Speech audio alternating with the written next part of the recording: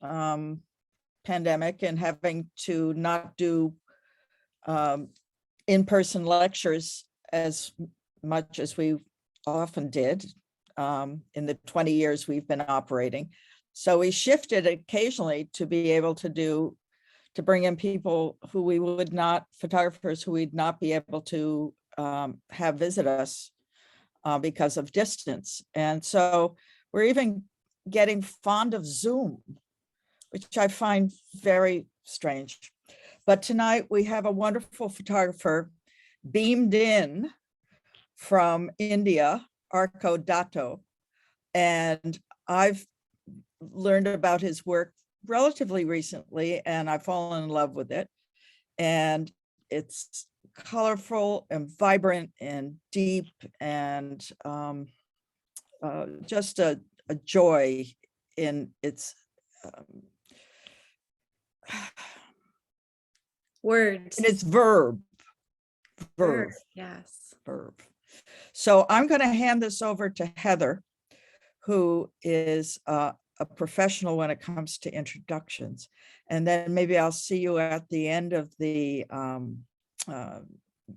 presentations and join you in the quick Q&As.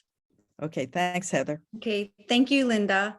And for those of you who haven't met or don't know Linda, this was Linda Connor, who just introduced me. She is the creative director and founder of PhotoAlliance.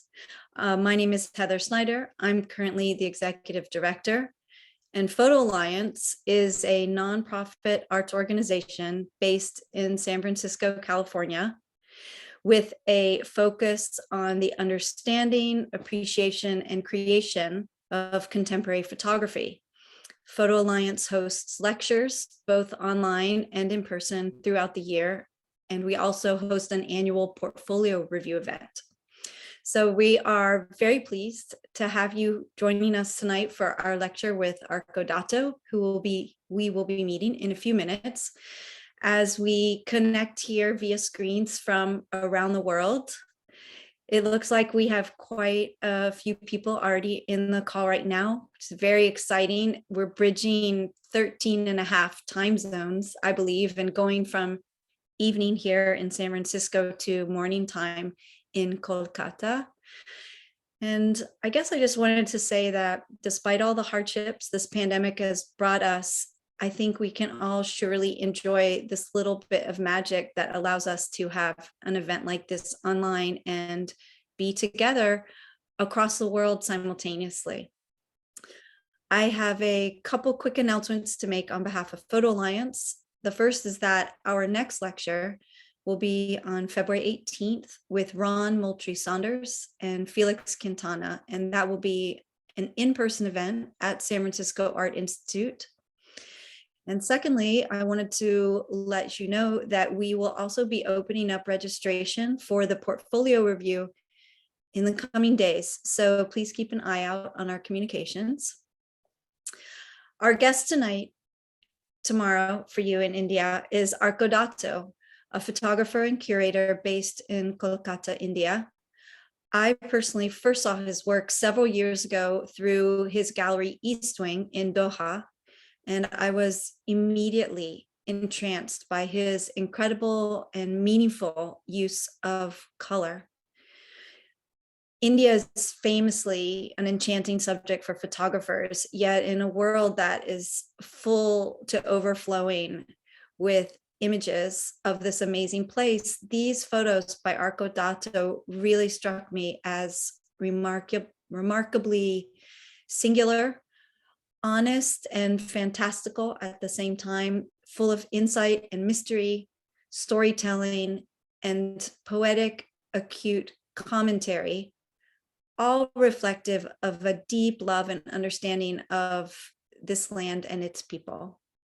So on behalf of PhotoAlliance, I am truly honored to have Arko here with us and to learn directly from him about the work he does and the unforgettable photographs that he makes. At the end of the presentation, we will move into a question and answer format. So please feel free to use the QA button that appears on the lower right of your screen. You can post your questions as they come to you during the talk, and we will be collecting them and bringing them out for discussion at the end. So thank you again also, sorry, to the San Francisco Art Institute for co-hosting with us tonight.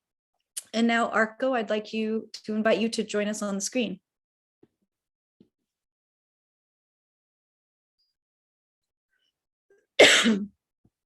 Sorry, excuse me, and welcome. Welcome, Hello. Arko. Hello, everyone. Thank you, Heather. Thank you, Linda. Thank you so much for inviting me, and PhotoAlliance for having me present some of my work with you. So a very warm welcome to all of you. So I would like to speak, I would like to present a couple of my projects for you this today in this talk. A few words about me. I'm a photographer. I started off as a photographer, and that is still my primary medium. But I'm also working quite a lot in film right now. I'm developing a couple of film projects, which I would have occasion to speak about a bit. And as well as developing some of my own sculptural installation work. So that's where I am right now. I primarily work on a long-term project, so they develop over multiple years, and eventually some of them end up being, or most of them are sort of conceptualized as photo books, as a primary form of dissemination. So I hope we would have some discussion around that at some point today. So I'll start sharing my screen, and then we can go from there.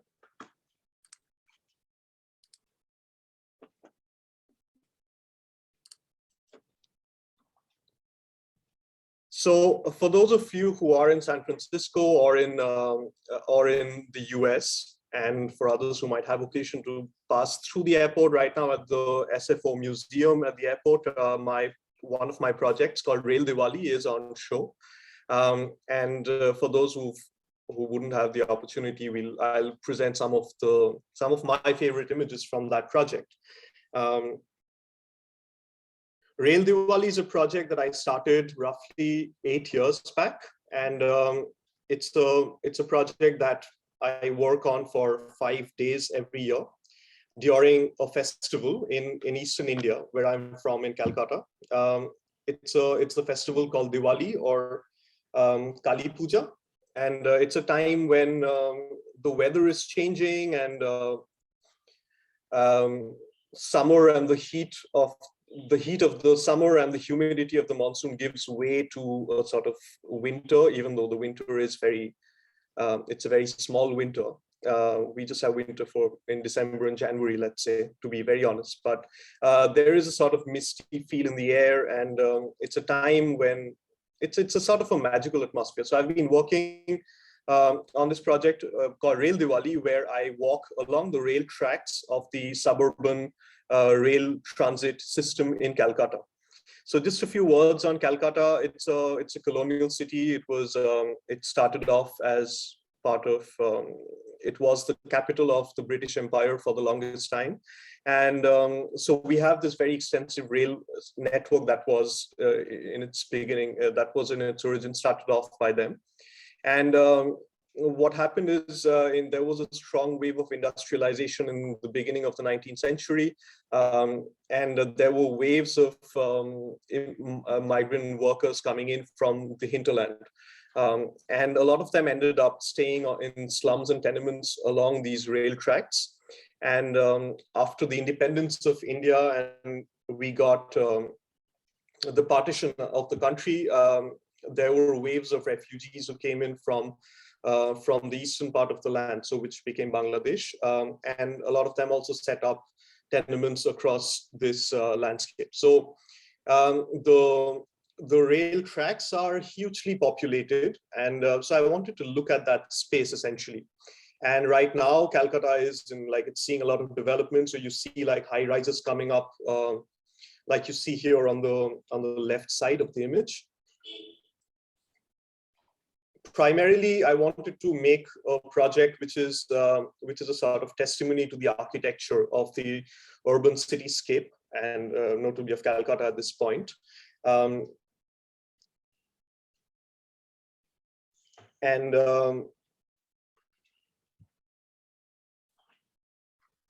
So, sorry, I just lost my.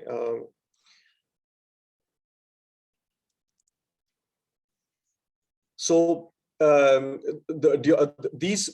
landscape like this, where I'm working on in this project, is a space which normally, in terms of like developmental projects, is like you see in development, like from countries in development, you see spaces like this shown in photojournalistic aspects, right? So I wanted to look at that same space, but from a different approach, to look at how this space enters into a space of magic during these few days when, you know, there is this beautiful light all around, and you have the people decorating their houses in a different way. And so that kind of became part of the work, of course, as Linda also, as Heather pointed out, that you know, I work on these projects, and each of my projects looks at or tries to push color in different ways. So this is, and we'll see more in the coming projects. Life along these rail tracks is very difficult, as you see in this image, where, you know, the train is passing by. So even while you have the festivals or not, like the life around the rail tracks is completely dictated by the coming and going of these trains. It is a very difficult life, and there are a lot of accidents that happen. So it is, the space is quite fraught, and the people are like really kind. So every time that they see me, they would be reminding me that, you know, you have to be very careful and pay attention to the trains that could be creeping up on you from behind. And at times, like, you get lost in the process. And so in each of the images, like the way the compositions are made, you have the rail tracks at the bottom of the bottom 1/3 of the image is where the presence of the rail tracks is very important. And the rest is about this festive atmosphere.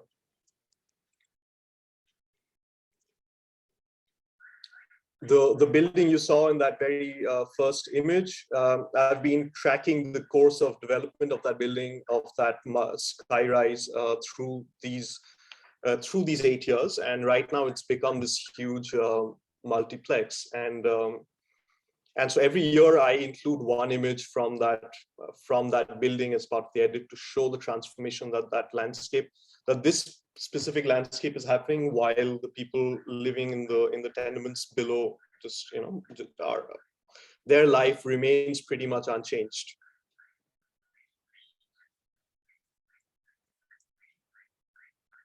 In this image, you see another man with his family, and his growth is hindered by the flyover under which he is forced to live.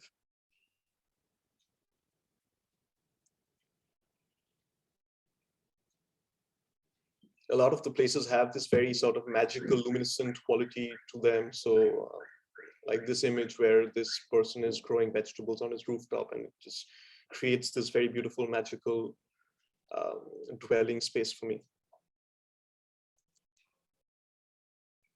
What you see in this image is, so what happens during this festival is different people, especially the young kids, they create these different installations, and through these installations,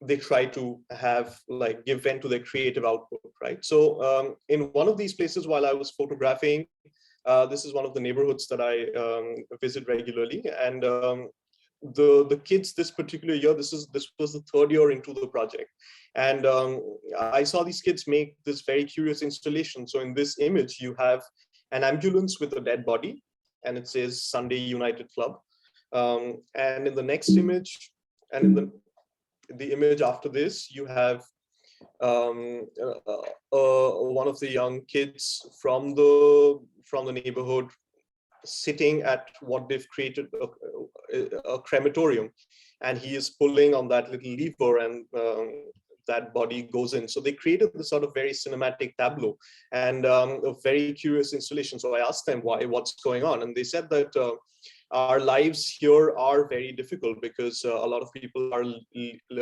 lose limbs to accidents or their life in worst case scenarios. So we wanted to give vent to the frustration that we have of living 24/7 around these rail tracks. So this is what we did during this festival. So basically, at the end of these 3 years, I kind of found the raison d'etre of my reason in doing this project. Before I kind of started as a on a hunch, it felt like a project that I needed to do, and 3 years in, I found why I was doing it. Sometimes it rains. It's not very often that it happens, but when it does, there is this very beautiful shimmer on the rail tracks, and the images turn out really nice. This is the iconic Howrah Bridge from Calcutta, built by the British back in the day. In its time, it was the biggest cantilever bridge in the world, I think. So this is the celebrations under the rail tracks also pass directly beneath. So just behind these buildings here. So that's what you see here.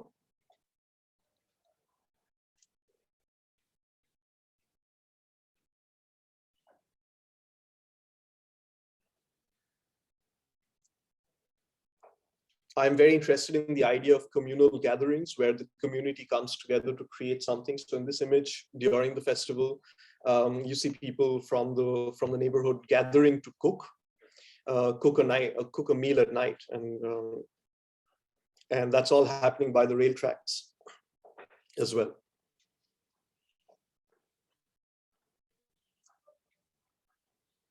A cultural program by the rail tracks. While I was here, the train came in twice. And people would just automatically move out, let the train pass, and then resume the cultural program.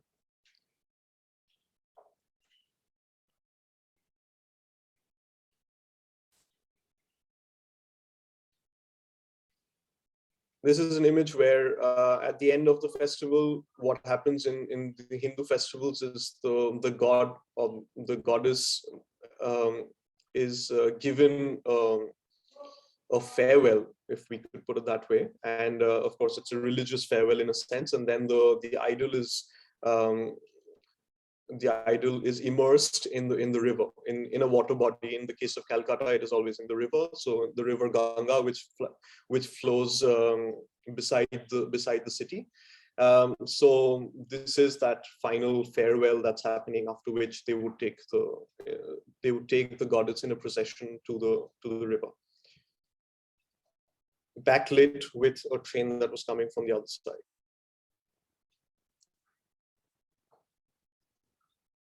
At the end of day, people know when the trains are not going to come. So some of them, because they have little space inside and it's too hot, would come out and sleep on the rail tracks, and they would be waking up just in time for the first train to pass.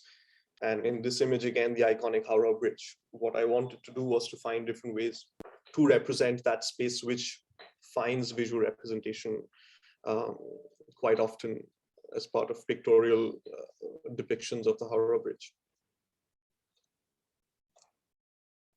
And that is that same building that we saw in the other images. At this point, I got a chance to climb to one of their top floors, and you get to see basically the tenement below and a bit of the festivities and what's going on.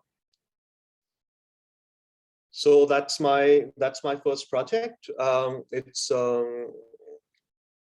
go from that to the next one. This is the project which is on at the SFO Museum. So I would encourage you to visit and see the images in print there, beautifully printed by the museum, in case you're passing by.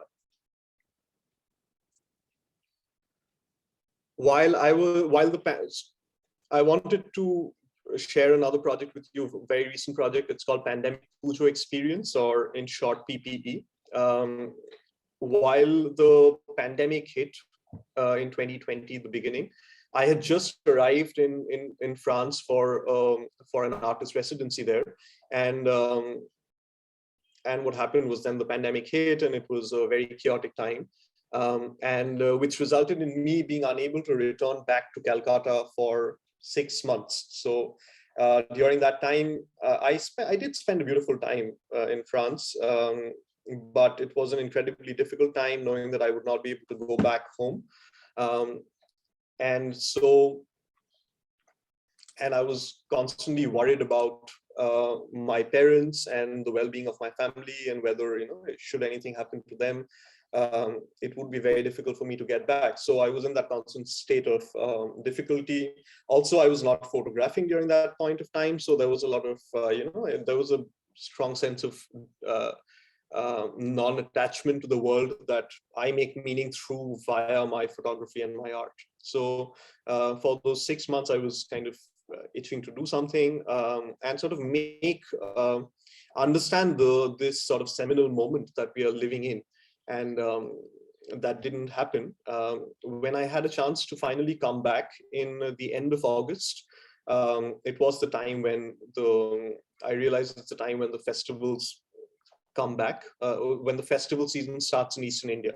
And what that means is you have festivals in September, these are all religious festivals, and then you have some in October, some in November, December, and it kind of goes on in different parts of Eastern India and in West Bengal. So I thought of creating a project along those lines, kind of trying to look at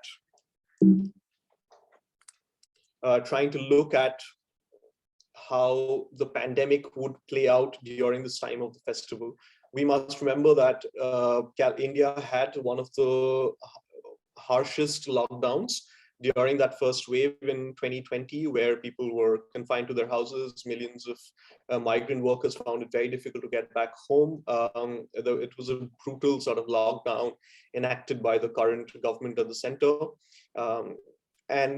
So a lot of people were inching to go out during the festivals and sort of, have a moment of respite from this ongoing protracted onslaught.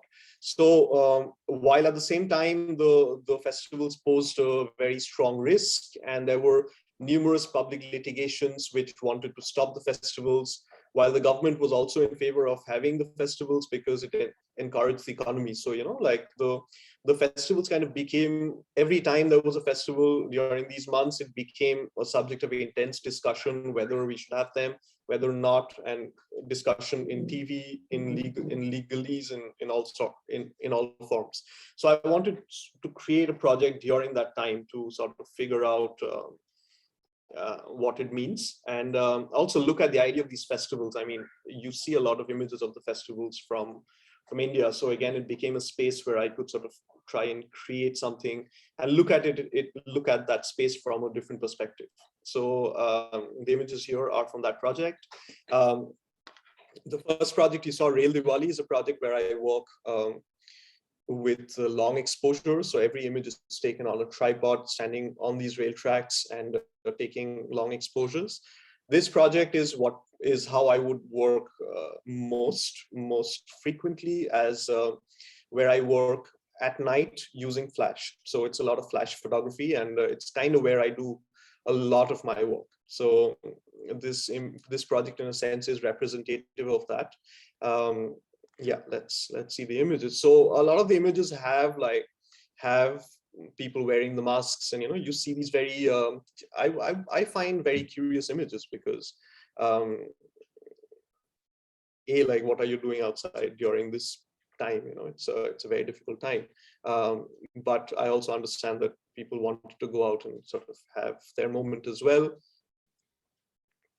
There was a lot of security measures, so it became a space where the presence of police and security personnel just increased manifold.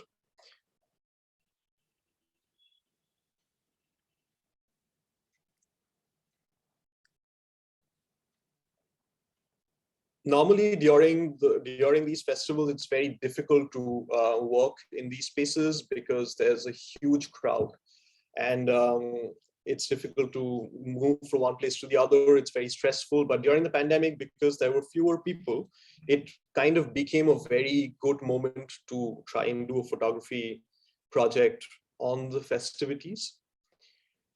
I was very worried about the fact, before I got into this project, I was very worried about how the pandemic would influence photography with all these social distancing measures that kind of meant you had to, keep your distance away from people, and people would be reticent to come close to. So the project was, in a way, my getting back into the photography space. A lot of the Calcutta is very famous for its aristocratic families dating back again to the British Empire. Some families made a lot of wealth, accrued a lot of money and prestige, kind of working in tandem with the British. And normally these houses have their own festivals, the Durga Puja mostly. And but this year, this was 2020, and they did not allow anybody to come in because, of course, so it was just the family members.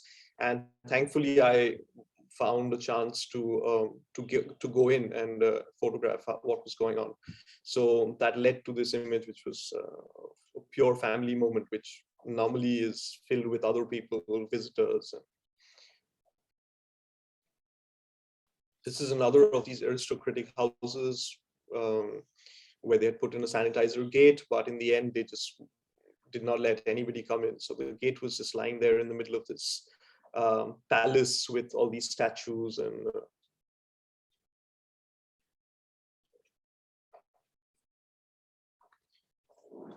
the project also, like in various projects of mine, I try to incorporate humor or irony, and that's a very important part of my photographic practice, to see how we can, bring in that sort of lightness of being, if I could put it that way.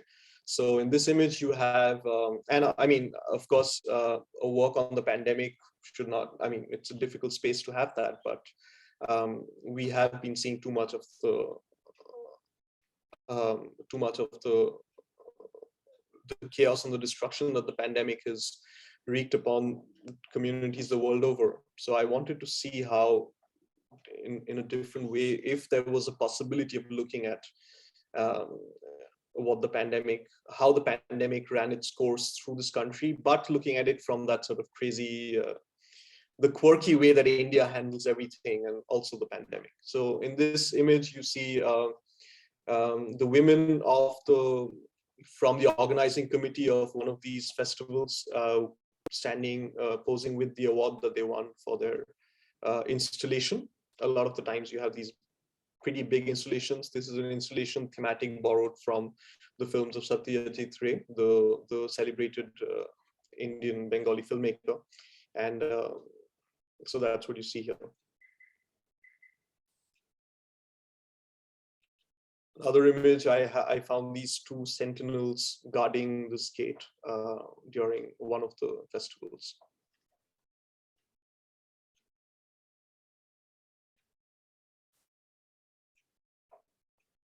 Various organizations tried to make a statement on the times that we are living in during this pandemic. So this is from one festival, which is called the Jagadhatri Puja in a satellite town not far from Calcutta. The very angry coronavirus, as you can see.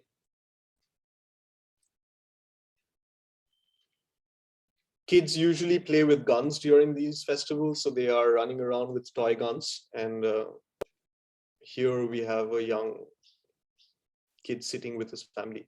What was very interesting with flash photography is that you get to see, for the first time during the pandemic, we became kind of aware of the idea of breath. And while breath is a life giver, the breath is also something that is taking life away, because you infect others near and dear to you through your breath.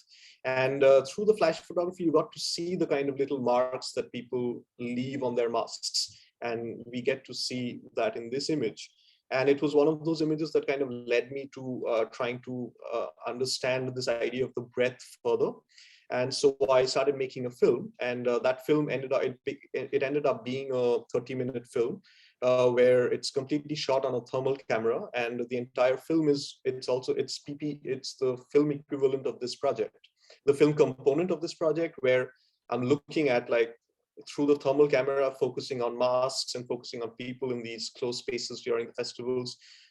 You see the breath and how that breath is sort of going from one person to the other. You can see the breath sort of becoming these little signifiers, these little signals that people emit from one person to the other in a very abstract space. So that's the film that I've been working on. That's one of the films that I've been working on a thermal sensory camera. I'm putting the finishing touches to that, so hopefully it'll be out in a couple of months. This is another festival that happened where it's a very ecological festival where people carry a lot of fruits and in praise of the Mother Earth, essentially. A festival in homage to Mother Earth. And at this point, you see how crowded it can be. And this was all happening during the pandemic. Another image from that same festival.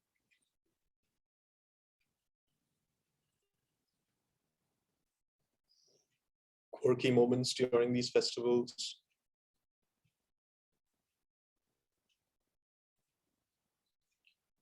So during that first festival that we looked at, Real Diwali, there is also, during Kali Puja, there is also this other aspect, which I find super curious, and it's one of my favorite things to photograph.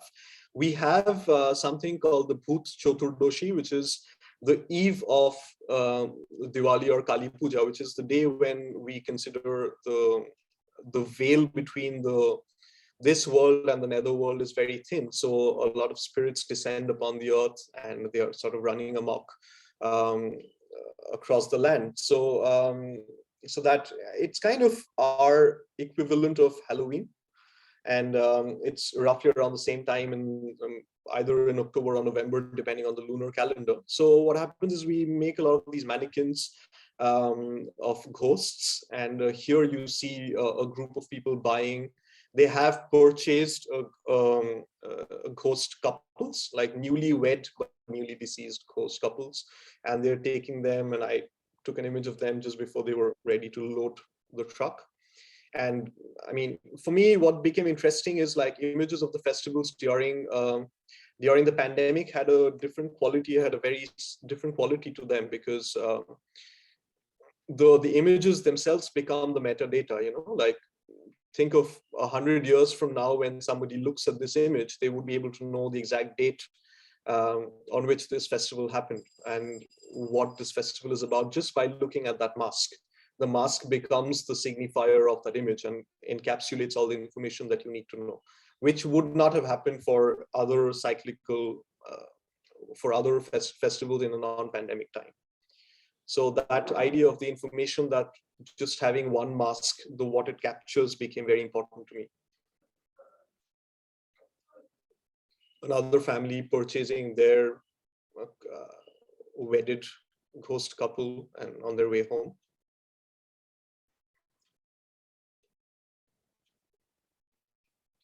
A few people very proudly displaying their ghost mannequins. So I'm just going to, like, in this project, it's a very big project, and there are multiple chapters, sub-chapters, and I mean, I've been photographing it for a year right now.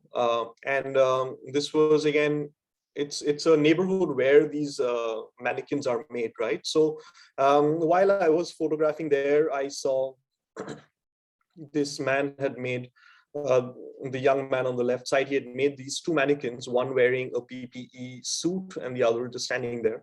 And I found them curious, but because it's the pandemic time, nobody wanted to buy them. And, you know, and then you also have like a two-headed coronavirus on the left side of the image, but that wasn't purchased for the longest time either. So I waited a while to see what happened. Nothing happened, and then I was leaving, and I went on to photograph in other spaces. While I was heading back home, I saw that somebody had indeed purchased these two men, and was taking them. So I got down from my car and, I took an image of, this was very late at night, so I didn't take down the whereabouts of where this was. And while I was heading back home, it struck me that I should have, seen where they went, where they would end up eventually. So on their journey through the city.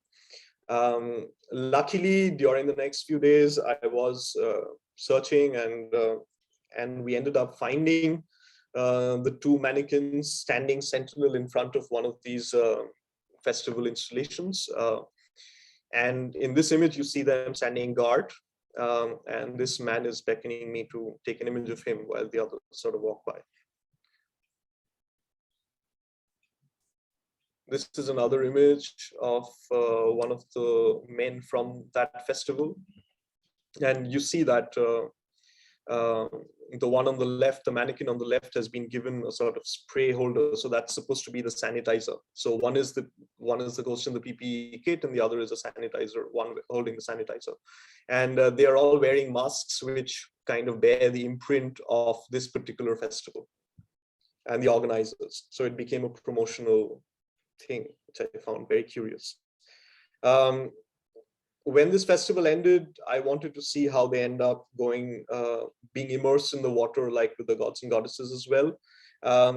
The day I went, I was asking around, and nobody could tell. They just disappeared 2 days later, and nobody could tell me what happened to them.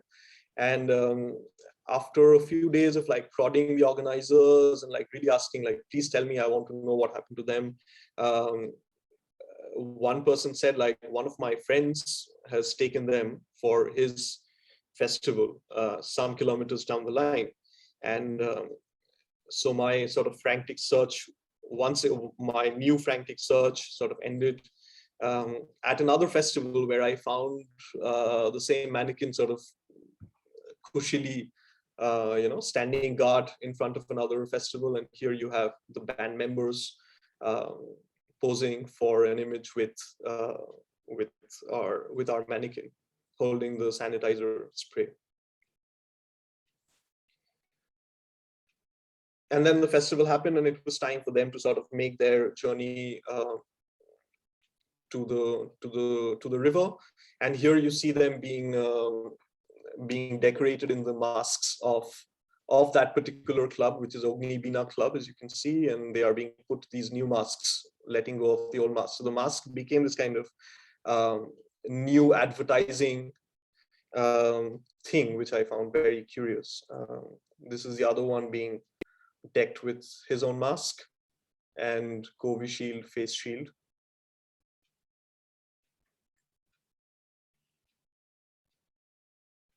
And then they went on their road towards their final point through a procession through the streets of Calcutta. Then they chanced upon a dancing entourage.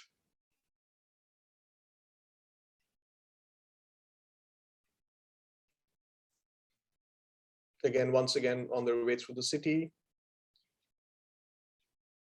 till the point where they ended up on the river, where all the gods, goddesses, ghosts, mannequins, all of them wash up. And here we see the smile that our friend, the mannequin, was hiding all this while. And in this image, deserting our mannequin on the riverside, we see the people going back, getting up on the truck and heading back home. So I just wanted to share, it's a small story as part of that bigger story on the pandemic puja experience, PPE, where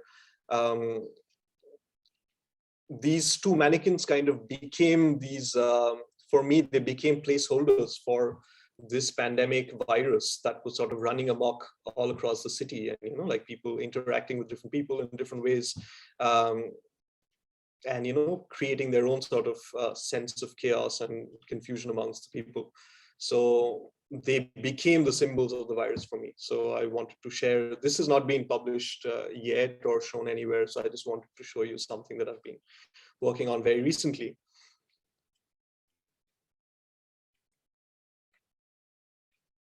Yeah, I'll end this project on this beautiful street in Calcutta with this very old archway, and normally a street which is filled with people, but on this very day there were no people during the pandemic, yet you had this very beautiful chandelier sort of hanging from the arch of the doorway. Became a very beautiful symbol for me of where we stand in the current times, as well as the city and this idea of the festivals.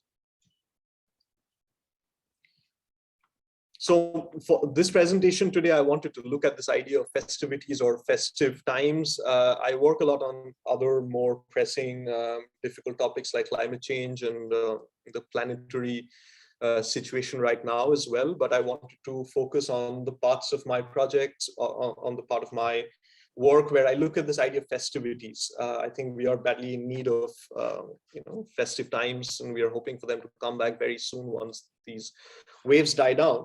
So I'll end my presentation with a few images from my project Picnic, which I've also been started at the same time as Rail Diwali back in 2014 when I came back from my studies abroad in Europe.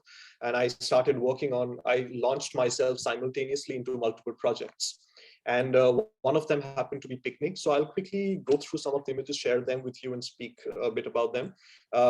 It's the same time of the year when during December and January, which ends up being a very busy time for me. So it's a time when in winter in Eastern India, it's the picnic season.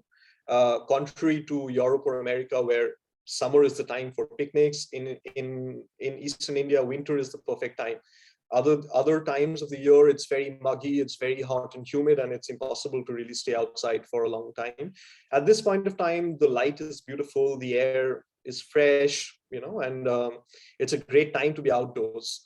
Eastern India has a very riverine landscape. It is a land of rivers. It's the Delta region, so a lot of these pristine spots around the rivers end up being places where people visit. Once they visit, people visit the great outdoors. They bring with them huge customized sound equipment, and they have a great day outside. They cook, and they blare the recent Hindi and Bengali blockbusters and remixed DJ songs, and it's just a very crazy space. In this image, you see different DJ customized trucks come together to create a sort of competitive center where everybody's blasting music. At this point, it's not music anymore, it's just pure noise. It's a very abstract soundscape which you wouldn't want to be caught in the middle of. And here you see one person dancing like crazy and the others are sort of quietly watching. Again, this project is also it has a lot of humor. It's a light project. It's quite playful, and I wanted to find a different way of trying to portray life in this country. A lot of the times it's very gendered interactions. Men stick with men while the women are sort of relegated to a quieter space. Of course, they interact as well, but it's few and far in between. So mostly you have very strong macho presences, and then you have quieter moments where the women are doing their own thing. Here they're playing catch.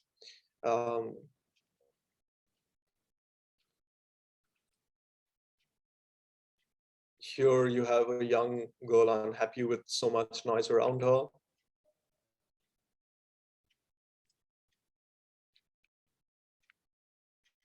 Being a riverine landscape, sometimes people travel by boat from their village and take a full day out to come and visit the sea, for example, in this image. And right now, as you can see, the boat is firmly lodged in the sand. So it would take night time for the waves to arrive back again before they can go back. So till then, they would just be blaring a lot of music. That's what a nice Bengali picnic looks like, with a few hungry canine friends waiting for some morsels of chicken or mutton, whatever luck might throw their way on this particular day.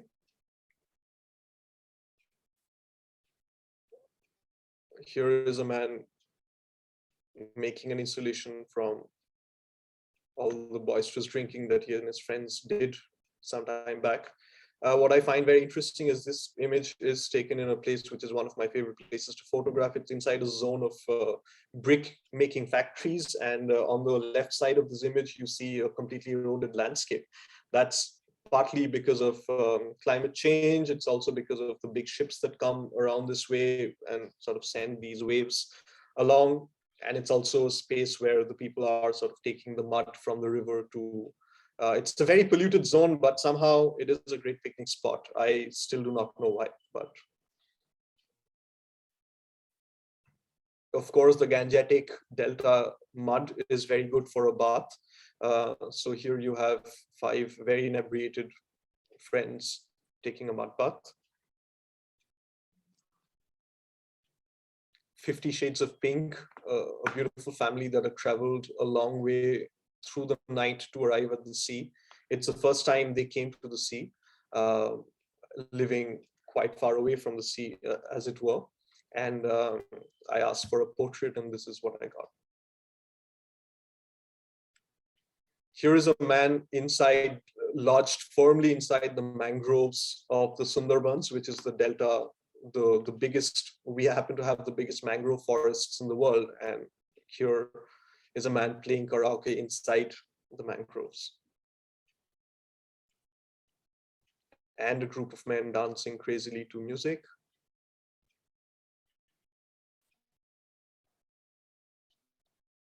This historically, this is an image where we had a pirate fort from the time the Portuguese were active in the region. This is some 100, 300, 400 years back. Right now you have the ruins of this fort. The fort is breaking down again due to climate change and the presence of very big ships which send these waves out to this region. So it's a mixture of both of them. Curiously enough, in this image, you have a group of policemen who are sitting on top of that structure to prevent other people from coming and sitting on the structure and breaking it down even more. So that's kind of how, in a gist for me, India works, and was very representative of that. I made a book on this project, and this image was the cover image of the book. Picnic little princes. They found their own island and were having a great time.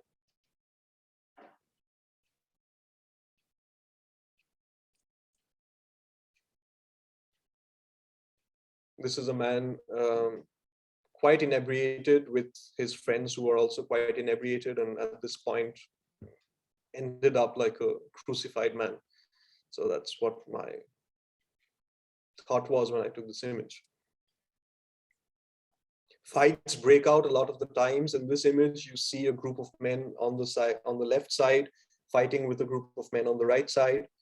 Something to do with the woman who is on the extreme, on the right side of the image.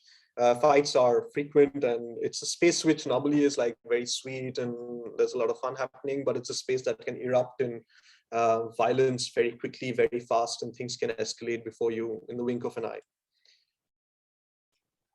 And of course, the policemen have no interest in going, and you know, this particular man was like, let me just leave me alone. I mean, I just want to have my afternoon in the sun. And then it's time to go back. At times, like, your truck gets stuck in the mud, as we see here, and it needs to be pushed out with concerted effort. And that's what we see here. End of day, some people find love, some people find the bottle, and it's a beautiful setting sun in the delta. This project I started again way back in 2014, and the photography continued for 6-7 years, and then I started working on a film project. So right now, it's been 5 years that I've been shooting every picnic season during December and January. I've been shooting with my humble team, 3-4 members every time, and we go to these same spots. And I've been developing an essay film on that, on the picnic space. What's interesting is what you saw in these images is a socio-cultural phenomenon, yet these spaces are also filled with a lot of political undertones. For example, there are people there are people who dance to right-wing, extreme right-wing xenophobic songs, and they dance to a DJ trance remix of that. There are people who casually utter xenophobic things to their friends in picnic spaces, saying you should go to Pakistan, or So I wanted to make a mark of the testimony of that moment that we're living in. And so the film essentially intends to become a political document of the times that we live in. So from the photography, which was a socio-cultural project, the film becomes a more sort of political essayistic piece that depicts the times that we live in. Hopefully you will see that film as well. It's a feature-length essay film. Fingers crossed you will be able to see it at the end of this year, sometime during the end of this year. So I think I'm at the end of my time, and we will stop there and go from there. I'll leave the floor to Heather to take over from here. Thank you, Arko. I'm just trying to get my video back on here to join you. Hello. Thank you so much for walking us through that work. I know you have so much work and that you really went in depth on these few projects. I do have a few questions that people have brought up through the QA, and I will say for anyone else, if you still have questions you'd like to ask, feel free to add them and we'll keep bringing them up. So the first one I had is someone asked if you felt it was necessary to maintain the same color tones in every image of a particular project. I guess they were meaning like, do you feel like I guess they're asking, do you feel like you need to do that in order to define, the look of that certain project? Yeah, so as I was saying, like each of them are long-term projects, right? So over time, I kind of find a very specific feel or visual color palette that works for that project itself. So it's a process of finding that. And once I find that, I prefer to have everything in that sort of consistency intrinsic to that particular project. So as you would have also seen, I really dislike mixing day and night images in projects. So whatever is during the daytime is a daytime project. Whatever is at night is a nighttime project, so that kind of automatically puts in a semblance of consistency to them, I guess. And then, of course, with the way I create the color palette for each project, that also adds more consistency to them. But each of them intends to be like very different one from the other, because each of them is pushing an idea of color in a different way. Yeah, and at what point of the process, of your working process, does that palette of colors come to you? Like, I mean, I know some of these projects you're doing at a certain season over many years. Like, how do you know when you've kind of settled in on what this palette is going to be? I think it's a continuous process of research and like trying out different things and seeing what image settings you're drawn towards, and what colors work the best for them. Mm-hmm. Mm-hmm. So there is no, I mean, few times do I go with a particular of course, I have some ideas of what it should look like, but zoning down on that takes some more time. Right. Yeah. Heather? Yes, Linda. Hi. Hi. Sorry to interrupt, but did you mention that the Rail Denali project was done with view camera? No, I think Arko just No. talked about being on the tripod. Oh, okay. All right. So what camera proportion do you use for that? Is it medium format or? No, it's all digital 2x3. Okay, thank you. Yeah. Mm-hmm.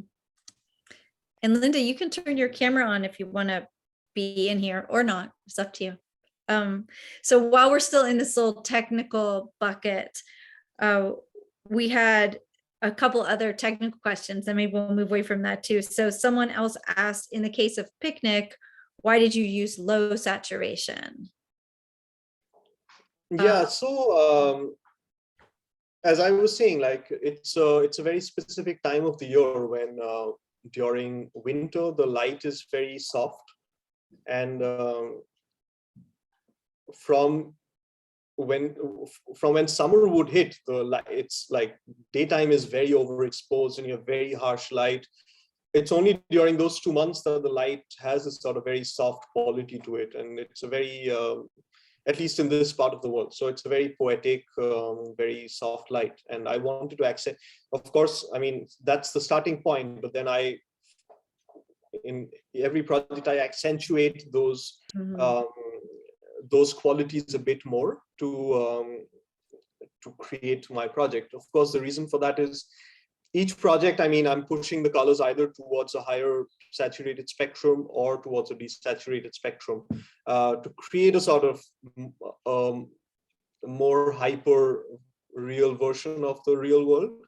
So at times it's more, at times it's less, but either way it's a hyper real structure on top of what you're seeing.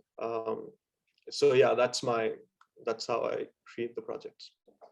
Okay, so one more technical question, and then we'll try to get away from these. But David asked if you use multi-flash units set around your subjects, or are you using the flash just with your camera? Yeah, so in the beginning, towards the beginning of my career, I loved using the on-camera pop-up flash. So the cameras that I was using had these very beautiful flashes. So they work perfectly well, but later on I've started using more sort of complex setups. So, but not more than one flash because that's too cumbersome. And with the spaces that I find myself in, which are not setup shoots, I would say they are fairly chaotic spaces, and I'm trying to find out something out of that. Having two flashes would just be too cumbersome and heavy to work with. So I go with one external flash when I'm doing the night projects, and yeah. So someone actually wrote in as well.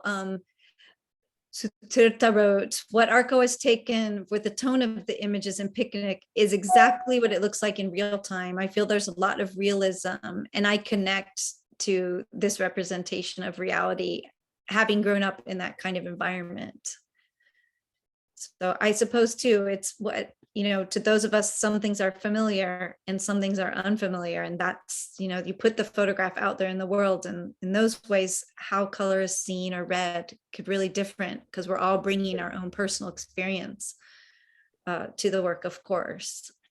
Yeah. So one thing you talked about again and again, as you walked us through tonight, was your interest in communal gatherings and festivities. And I understand you were contextualizing it during this time of the pandemic, but it seems that you were also interested in it before the pandemic.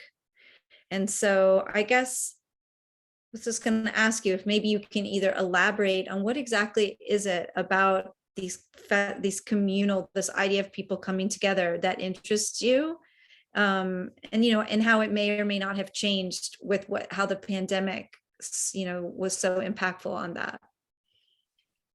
Well, I think to begin with, my parents did not really allow me to go for too many of these gatherings myself. So we didn't go on picnics when I was young. So, I mean, I was drawn to it purely from the point of view that I didn't do any of this myself. I would have loved to, but I didn't. So, of course, like working in India, it's a complex space where I think one needs to find one's own balance of the objective and the subjective. So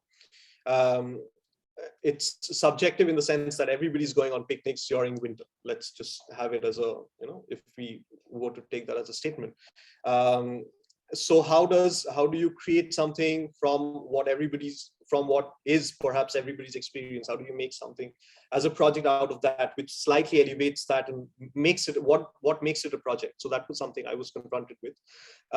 It was of course easier because, as I was saying, I had a sort of objective distance to it, even though the picnics are all around. I did not really partake in any of them myself. So I was very happy when somebody invited me to share their lunch with them, or, you know, share a drink or two as well. I refrained, of course, because, you know, you're working. So, but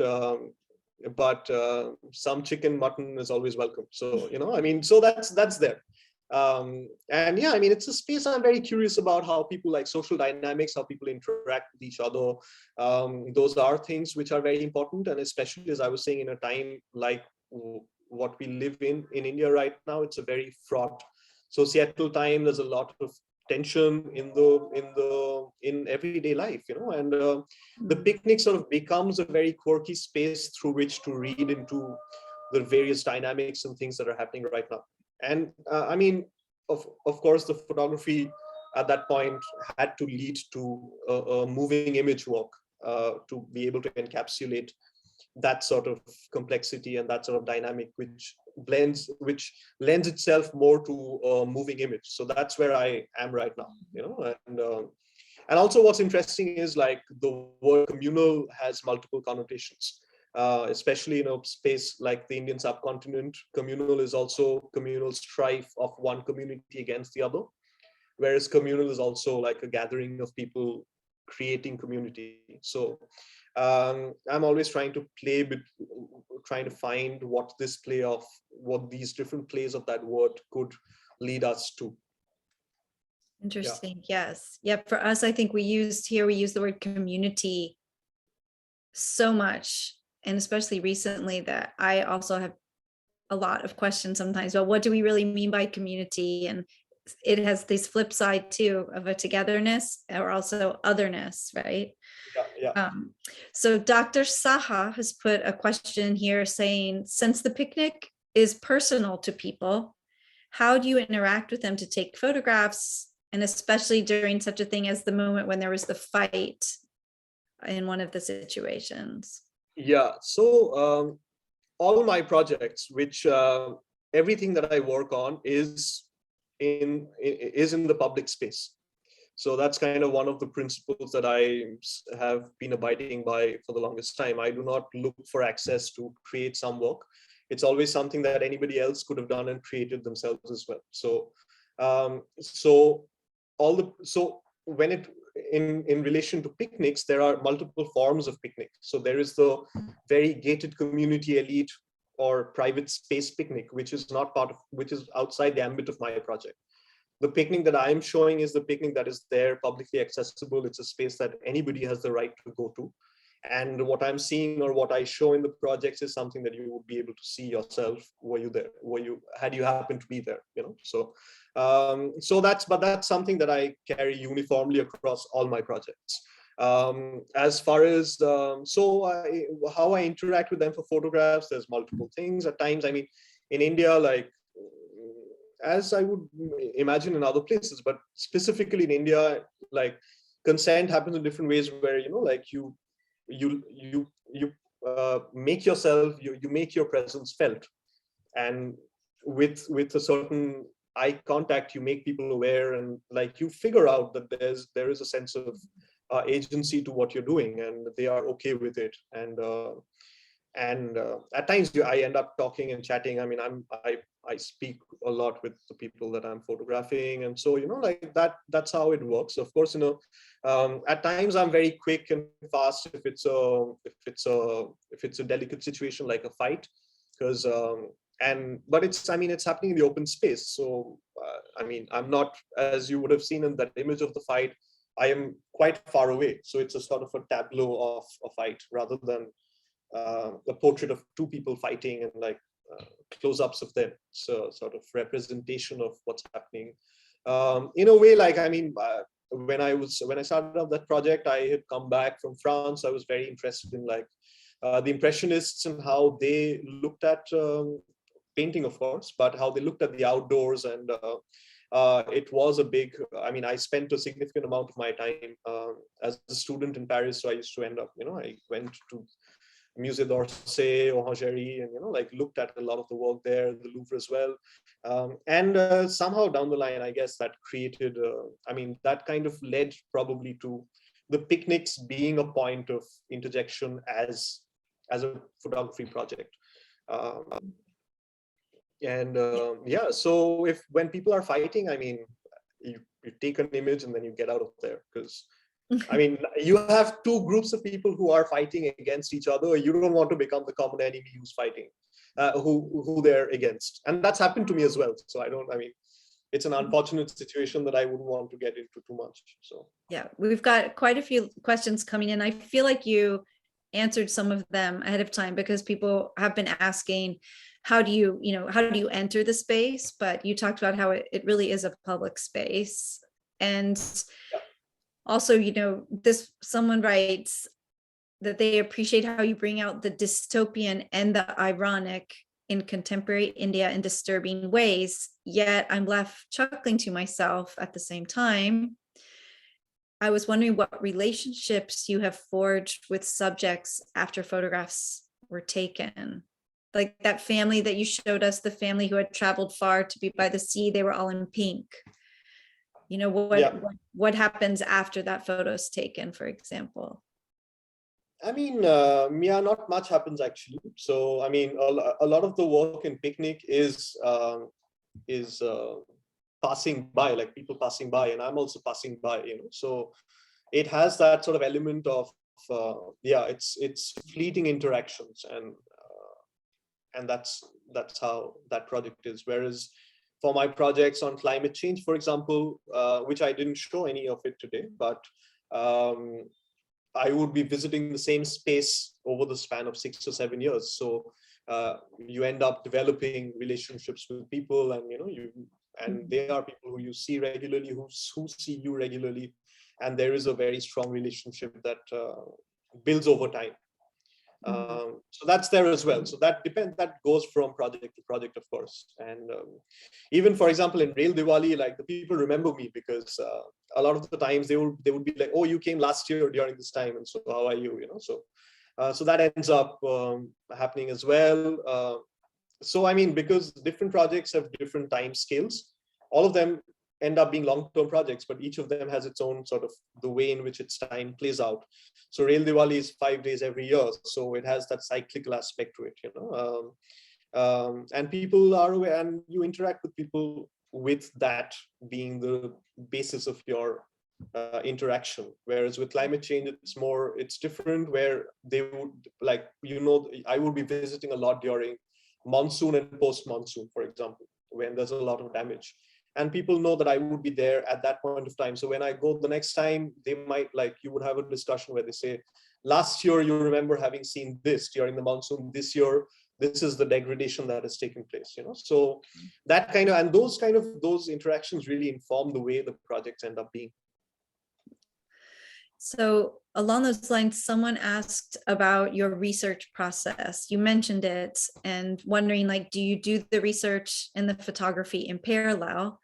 And I thought I would share too. I don't know how many of the audience members know, but you have, I believe, master's degrees in theoretical mathematics as well. You have a very deep education in science as well. And so I would just kind of even add that to this question too, is this kind of, science researching part of your mind and your process, and you have your photography as well. So someone was wondering if you can share an example of how the research and the photography work together.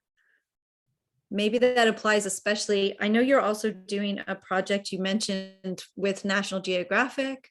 Is that to do with the environmental? Yeah, so the project with National Geographic is it's a recent project that I've been working on for the last few months, and where we go all over the country, and we're looking at the future of energy, the future of India through the perspective of energy and climate change. Look at pros and cons and where the country is headed in a way. So it's a small gist, but it's taking us across the country. And for that project particularly, it's a very heavily research-oriented project because we need to get the research spot on, and there is a team that is working on the research aspect for that project. So that is, of course, it's a commission. It's a very specific where the research is intrinsic to that project, and I mean, and you cannot, like, that project cannot be done without adequate or more than adequate research. You know? So especially when you're going to really far-flung corners of the country and to different biomes and ecosystems, and where the information is really like you need to have top-end information to be able to get the best images out of that. But hopefully that work will be out sometime towards the middle of this year, so we'll be able to see that. Okay. I have two more coming for you that this is pretty interesting, which I guess is about this place where kind of the verity of what you're doing, from the verity of the color to the situation. So one person is asking, in terms of your beautiful colors, how much of this is post-processing versus how much is that you're looking and capturing it ahead of time? And then in a similar sense, Robert writes in and asks, you mentioned hyperrealism. Are there situations that you consider orchestrating or directing the scene instead of finding the theatric in everyday life? So in a way, these two questions are parallel in a way, because it's like, as an artist and as a photographer, where do you intervene in order to get to this reality or this hyper reality or whatever the real truth is that you're trying to communicate, be it the color or, you know, the people, the subjects that are in the pictures? Yeah, I don't, to start off, like, I don't orchestrate much. So it's really about finding the theatrics in everyday life. That's where, that's what I look for the most. But sometimes if it's a portrait image, like you see one person, it might be like in climate change, for like different works look at different things, right? So for example, the pandemic festival project is there's nothing, I mean, it's everything that I'm observing in a sense. And then my choice of subject guides me towards what's surreal. So I mean, or something which is very bizarre or ironic. So I'm always looking out for those things.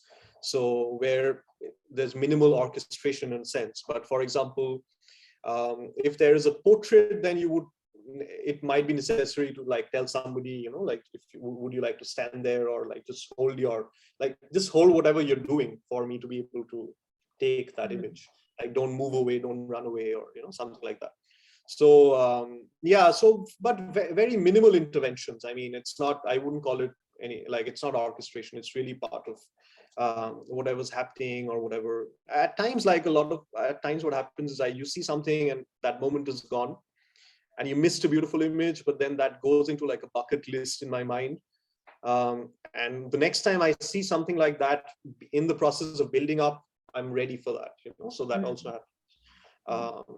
So yeah, but for example, in climate change work, where there's a lot of portraits, the portraits are like you interject in a sense, and you take portrait, but that's how portraits mostly work, right? So, but mostly in the spaces where I have found them, but I would go back a day later and, you know, like do something, or so that happens a bit, but yeah, it's not too much. And then with the color itself, would you say that you work the same way? Like, do you look to make sure you find the color there, or how much are you willing to bring in? And I think I'm guided by the choice of like the colors. Like I would always go for something where I know, I mean, it's happening a lot intrinsically right now, I would say, but I'm directed towards things that or towards a particular setting where I know I would be able to, like,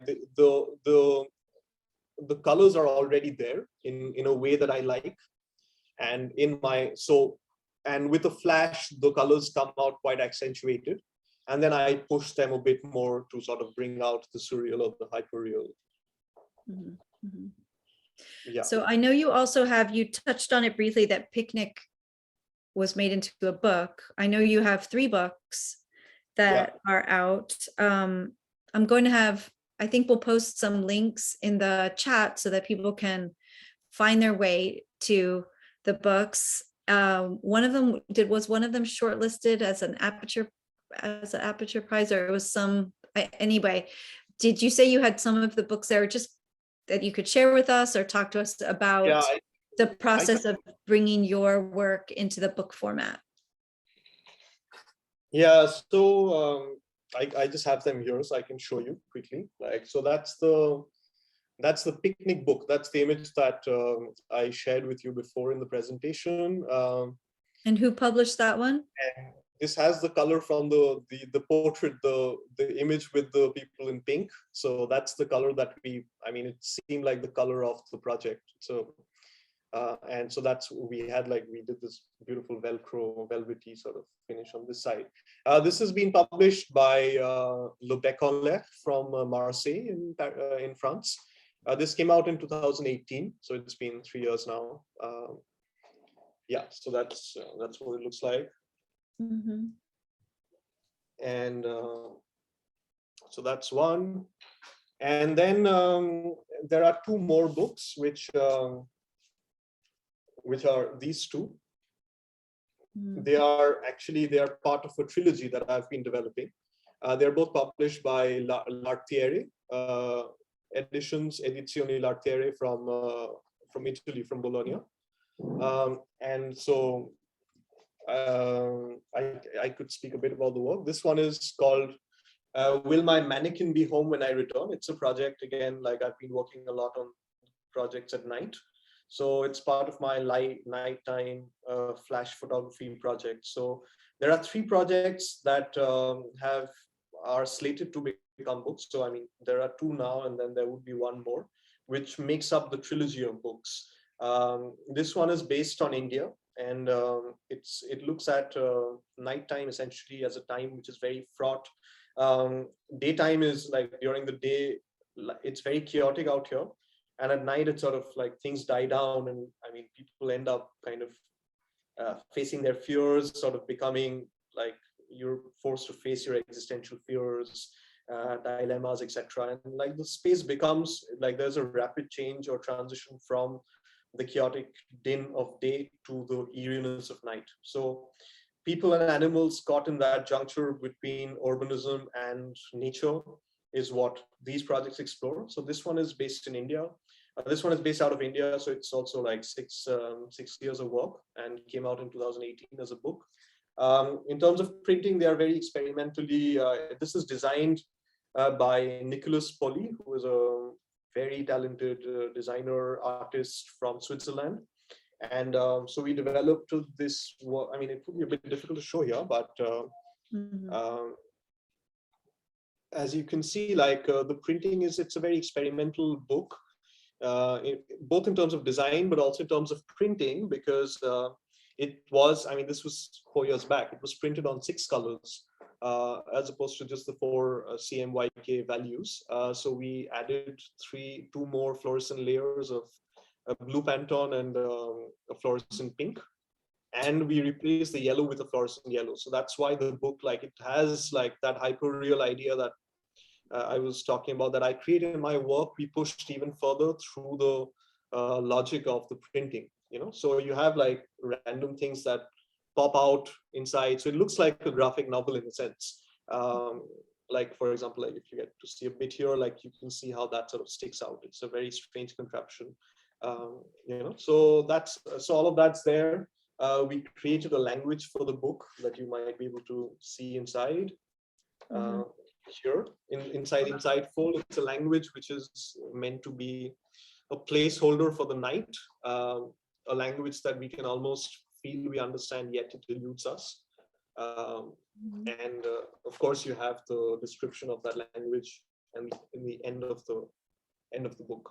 That's here. Beautiful. Wow. Arko, I have a question.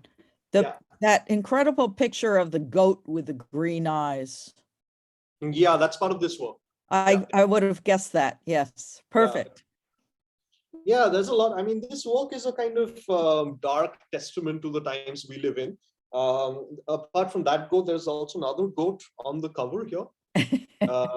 It's it's layered with multiple things here, but what you see here is a pregnant goat, and it, like, shot from above, it looks very curious. But what's even more curious is the day this book came out, it was printed. I was at a party, and one of my friends told me, "Hey, do you know about what happened today? This really sad thing happened." And what happened was a pregnant goat was sexually assaulted by 4 people in Delhi. And that became, it was a very weird news piece, but it was the same day that this book was printed. And I went to the party from the printing, which I was coordinating from Calcutta with Italy and Paris, you know. So in a sense, like, this book became a testament to, or a premonitory note to things that were going wrong with this country, things that were hitting us. So yeah, so that's this one. And in that same series is this other book, which got recently printed. It came out in November at Paris Photo, so it's a very recent book. It's called Snake Fire in short, but they all have very long titles. This one is it's called What News of the Snake That Lost Its Heart in the Fire. It's a book which looks at Malaysia and Indonesia as a space. So basically, in this trilogy, I'm looking at the region around the Bay of Bengal. You know, so the Bay of Bengal back in the day was a space where you had a lot of movement, and like people from India went to Malaysia, Singapore, and Bangladesh and Burma and all of that. But with the rise of these post-colonial states, access between these countries all around the Bay became very fraught. So right now, like, very few people travel from Burma to India and vice versa. Bangladesh, we need visas to go, even though it's the same land, you know. So through the project, in a sense, I wanted to connect these sort of spaces around the rim. So this work looks at primarily the island of Penang in Malaysia, where I was working on this for like 3-4 years, majorly as part of a residency, but multiple trips I went to there. I made as part of a photo festival that I was curating, and different things led me to Penang.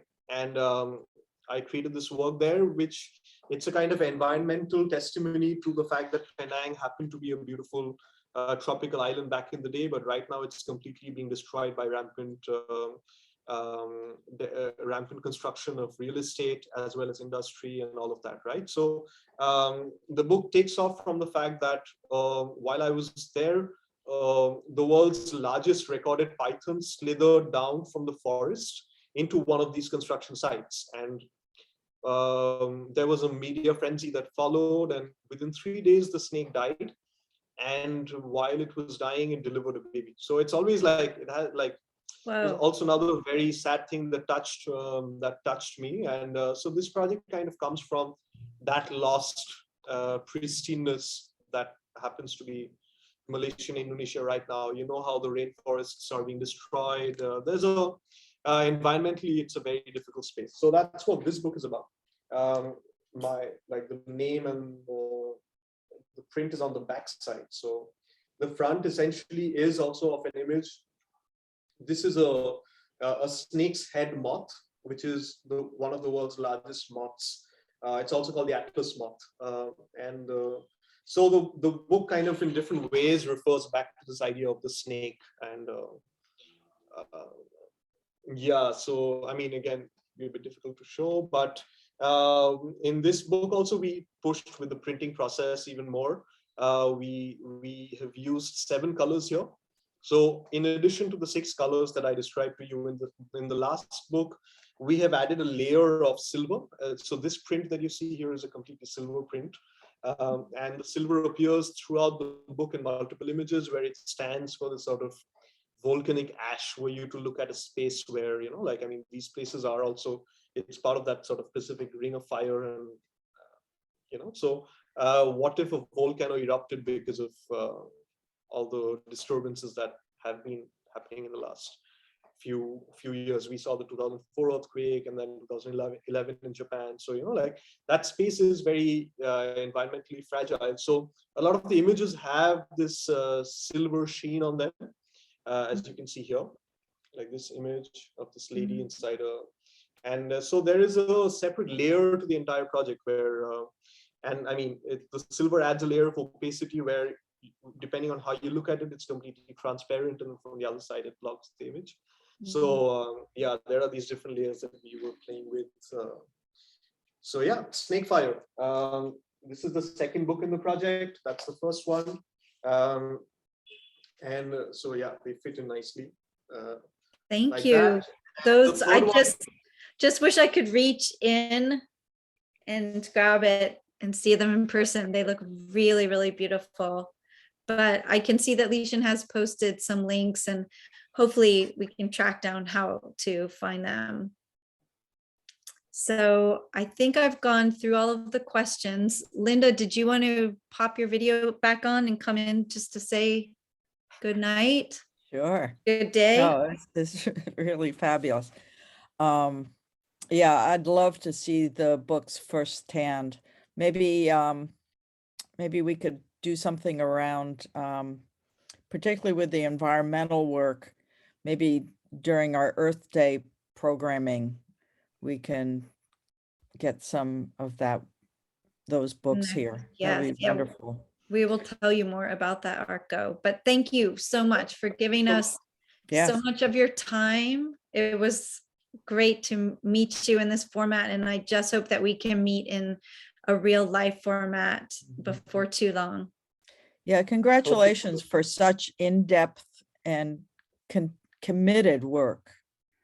You know, it's not, your projects aren't, you know, just go in, take a few pictures and then get out of there. Your commitment is really very, very impressive, and you know, your work shows it. So thank you. Thank you so much. That's very kind of you. Yeah. Okay, thank you, everyone. And hopefully we'll see you at our next Photo Alliance lecture in February 18th. You can get more information on the website. There's also a lot more information on the website about Arko and links to finding out more about him as well. So thank you all very much. Thank you all for being here. And we'll see you next time. Say good night. Bye. Bye. Bye-bye.